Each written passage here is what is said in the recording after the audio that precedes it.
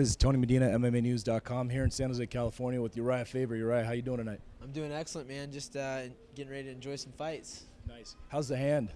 It's coming along great. You know, I had a surgery there. I have 2 steel plates put in, and I dislocated my thumb. Also, you can see kind of the lump there. And I've just been doing everything proactive for it. I've been going in a hyperbaric chamber, bone therapy, physical therapy, and I'm really the strongest I've ever been. And my grip is already back. I was doing 80+ pull-ups yesterday, and it's only been 2 months, so that's incredible. Nice. And what's coming up in the future for you here, fight-wise? As of right now, I just have to get these hands better. You know, the bone's still growing on the 5th metacarpal because it was shaved away after I kept fighting with the break, and I just have to make sure everything is 100%. I'm going to take it real easy because this is important in my hands. Yeah. And now looking back on the Brown fight, what are your thoughts?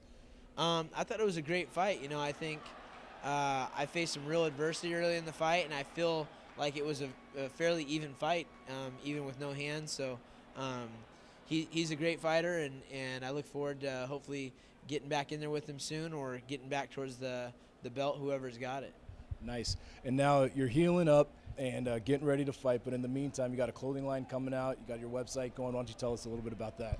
Yeah, I've really been able to focus, some more time and energy on some business ventures, and I've got Alpha Male clothing that we've only been going for a couple months now, and it's doing really, really well. It's livealphamale.com. We got UrijahFaber.com, and a bunch of cool stuff going on there. And I've got my team of guys with a bunch of up and coming fighters. Danny Castillo just got a big win in the WC, and Joseph Benavidez, who was fight of the night and lost a close decision, and a handful of other guys that are really up and coming. Justin Buckles in the UFC, and it's been fun, man. I've been changing my focus, working a little bit more on strengthening, explosiveness, and getting ready to fight again.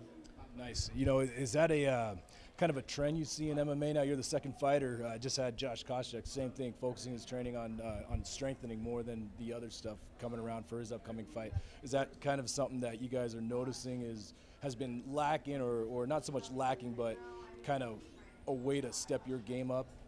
I think it's important. You take a guy like myself and Josh Koscheck, and we're athletes that have put in our time in the wrestling circuit, and once you jump into MMA, there's so many different things to learn. And being a guy that's already strong, I haven't in the past 6 years really focused on getting stronger. I've been working on filling in the gaps: Muay Thai, kickboxing, boxing, Brazilian Jiu-Jitsu. I think to round out my game now, getting a little bit bigger, a little bit stronger is going to help me make the difference. Great. Boy, thanks a lot for the interview. This is Tony Medina with the California Kid, Urijah Faber, here in San Jose, California. Oh, one last thing. Prediction, Carano, Cyborg. What do you think? Oh, geez. I'm going to go with Carano just because I think she's better looking.